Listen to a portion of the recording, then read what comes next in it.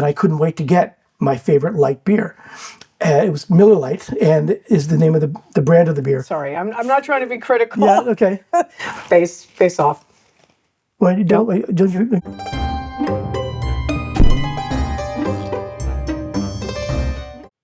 Hey everyone, welcome. Today's video is one of our culture shock talk videos, and we've done a couple of these before. This is sort of similar, but it's reversed. What I mean by that is I recently visited the US, visited my folks, my family, friends, and for some reason, I don't know why it was this trip, I've been visiting a few times, I've noticed several things, like they were shockingly different than what we have become accustomed to over here in the Netherlands. He's been back to the U.S. I haven't been to the U.S. at all since we moved 2.5 years ago. So Mark's going to kind of lead the conversation. There's a few things that I've had a little reverse culture shock with over here, and we'll talk about those. But the first one is beer. Now we have, wow, you're getting right to the point of the important stuff there. Both of us love European beer. We've become used to it, particularly there's great beer all over Europe, but the Netherlands is no exception. They got a lot of rich, great beers. Yeah, they really do. Yeah, so we've become used to that. But I kind of missed having light beers when I was in the States, and we would go. She always kind of. I always thought when we lived in the U.S., I was like, this is water. This is flavored water. I disagree. At least I disagreed then. You know, when you're going out with your friends, you go to watch sporting events. You have more than one, maybe more than two. So then they don't fill you up. So well, they are session beers. Yeah, but they're also kind of low calorie. Isn't that how the trend of light beer started in the US? That's kind of what it is. It's more of it's a diet beer. People who are dietary conscious have light beers, but the difference, the Netherlands doesn't have a light beer. But they do have beers that are non-alcoholic and up to 1%. They do have a few, too, that I've seen at some of the breweries we've gone to that have like 3%, 4%. You have session There's beers a couple that are actually very good. But they have flavor. Yeah, they have flavor. In the U.S., light beers can go anywhere from 3.8 to 4.2% alcohol. So they taste more like regular beer, but not really. But I missed certain light beers. So when I went over and I visited with my brother, I look forward to when I go visit, my brother and I will go out to a local bar, and I couldn't wait to get my favorite light beer. It was Miller Lite, and is the name of the brand of the beer. Sorry, I'm not trying to be critical. Yeah, okay. Face off. Well, you don't you? Okay. Miller Lite is the brand of the beer. It's Miller time. Couldn't wait to get it. It was ice cold, sitting in front of me. I took one taste of it, and I looked at it, and I just kind of looked at the beer. I was like, this is it? It didn't have any flavor to me anymore. My taste buds have changed. So that was the culture shock to me. I'm like, I've become so used to beer over here, but light beers never really caught on over here because they don't have much flavor. I don't think they've caught on anywhere in Europe, honestly. I don't think so either. Yeah. You know, it's an American thing. It was sort of sad. You know, I tasted this beer, and I was looking so forward to this that I really don't want it again anymore. You know, so I probably will drink it again if I go over, just if I'm watching a sporting event again with friends. That's what we drink, because it doesn't fill you up and you can drink a lot of it. And he was so excited. He texted me and said, I got a 6-pack of my light beer. So you guys are going to be surprised. Here is something that you won't find over here. We get Amstel, but over there, here's the light beer that I would drink is Amstel Light, and we don't have it over here. So they make it here, but they ship it over for the U.S. market, which I thought was kind of strange. But well, no, because that's where the market for light beer is. That's where the market is, and I love Amstel, and I enjoy Amstel. It's actually hard to find regular Amstel. It really is in the States. So anyway, that was the first culture shock. Well, and you know that kind of hit me too, because on that trip he brought me home some what they call Little Debbie snack cakes, which I used to I'm not much for snacking like that, but once in a while, it was something from my childhood. I said, hey, I haven't had that in a while. Would you bring back some Little Debbie snack cakes? So good. Oh. That was my culture shock, my reverse culture shock, because when he brought them home and I tried them, first of all, the way that they're made makes you eat them very quickly. Yeah. And they were just sugar. It was just sugar. There was no flavor. I remembered them being better, and now it's just like, I don't need them in my life. So they don't taste like anything. Differently than they were when we were kids. No, growing I up. think it's my taste buds have adapted, and now they just taste like sugar, wax, and junk food. It just, I really changed it. And the same with the American licorice, and they're just sugar sticks now. They just don't taste the same at all to me. They don't taste like licorice at all. Yeah. Ugh. The second thing that I noticed when I went to visit home this time around was suddenly with gray squirrels popping up. And I realized when I look at them, like, oh my God, I haven't seen a gray squirrel in a couple of years. So That surprised us when we moved here. Was we didn't see any squirrels anywhere. Yeah. When we go to the parks and all that, we just weren't used to not seeing squirrels. And both of us love squirrels, so I've noticed them every place over there. They do have squirrels here in the Netherlands, but they're red squirrels, from what I understand. Which are cool. They got like pointed ears. I haven't seen a red squirrel yet, but occasionally you can see what they call an eastern gray squirrel in the outskirts of the Netherlands. Our area in Brooklyn that we lived in, they were all over the place, and our cats loved the squirrels. Yeah, they love to watch them. Yeah. The third thing I noticed this time around during my visit to the U.S. is drug commercials on television. I cannot tell you how annoying they can be. There, and how many there are. Every commercial break you would watch. And we don't really watch a lot of television. We'll watch a lot of on-demand stuff. We'll watch YouTube. But when we watch television over here, you don't see that. It's only really when you watch American television. Allowed. No, it's not. It's not allowed. Yeah. But I swear to God, especially for some reason, sporting events, they just flood the market with these drug commercials. It's a new drug every week, it seems.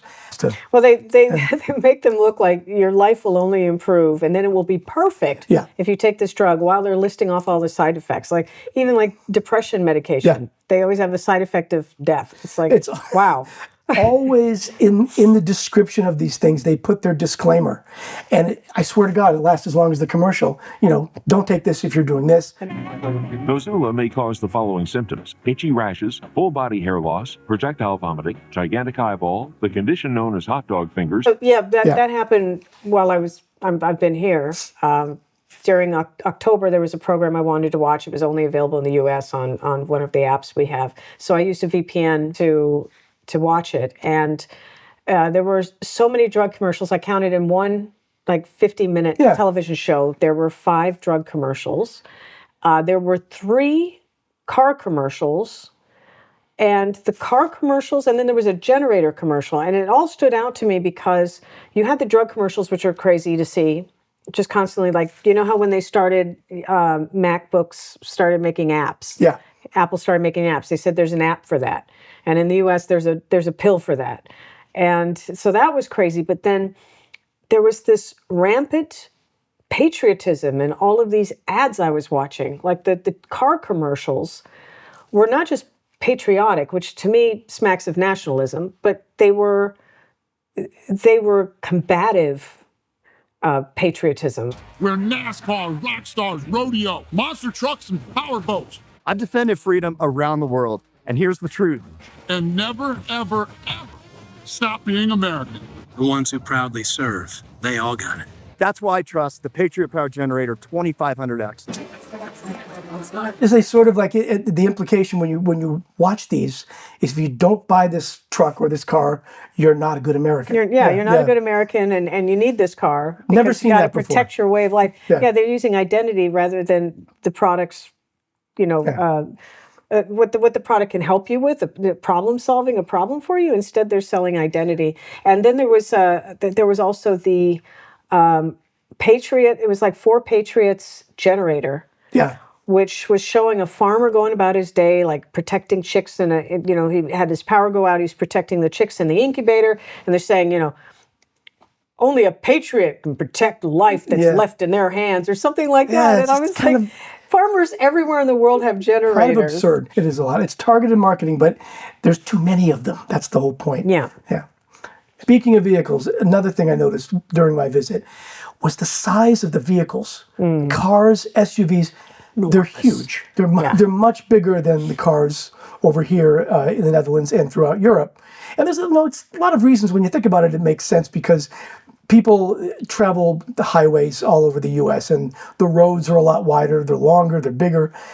Over here, cities are much more historical, and they're much more compact, and the roads are smaller. And Yeah, well, I'm from Wyoming. The cars there get ridiculously big. Like when I lived in Wyoming, I owned small, compact cars, and there were several times that I got hit by these big trucks. That, Yeah. and I'm not talking like, you know, cargo trucks. I'm talking just people's cars that they've used to just go to the store. Yeah.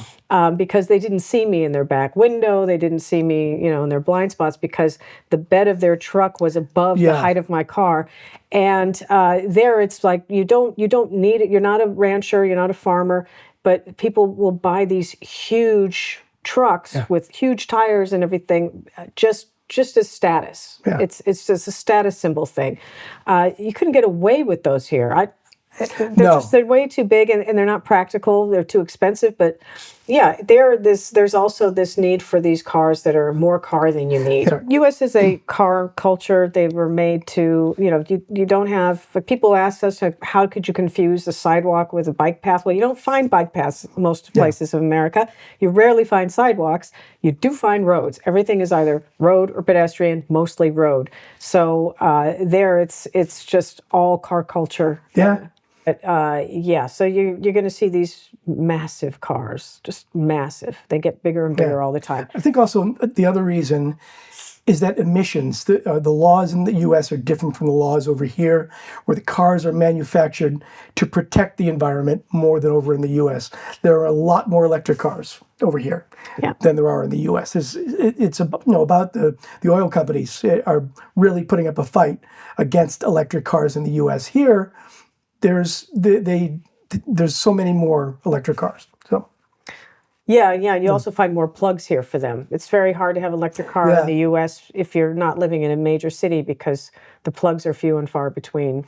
Final thing that I noticed during my visit was the presence of the American flag every place. And not literally every place, but you would find them outside of a lot of American homes, find them in schools, find them in office buildings, and you just don't see them here. The Dutch consider it to be kind of flashy and boastful. You know, you don't need to flash your patriotism. You don't need to put a flag out. We don't see the Netherlands, the Dutch flag outside of homes. We see it occasionally. We see it.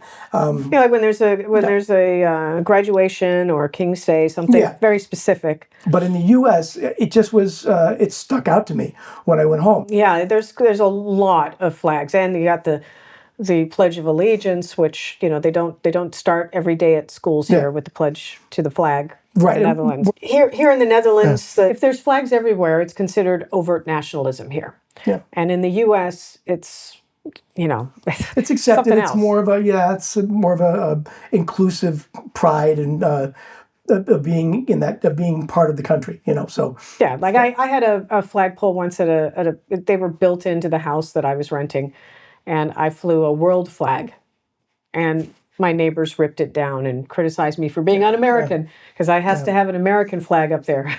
So those are just 5 things that you noticed. Yeah. And every time you go back, we might have to have another one of these videos highlighting some other new things that have come to you. Oh, I'm going to have the radar on next time, too. So these are the major things I noticed when I visited America. If anybody else who has visited America has noticed something different or different things than we have over here in the Netherlands, let us know about it. But until next time, you guys have a great day. Thanks so much for joining us. We'll see you next time.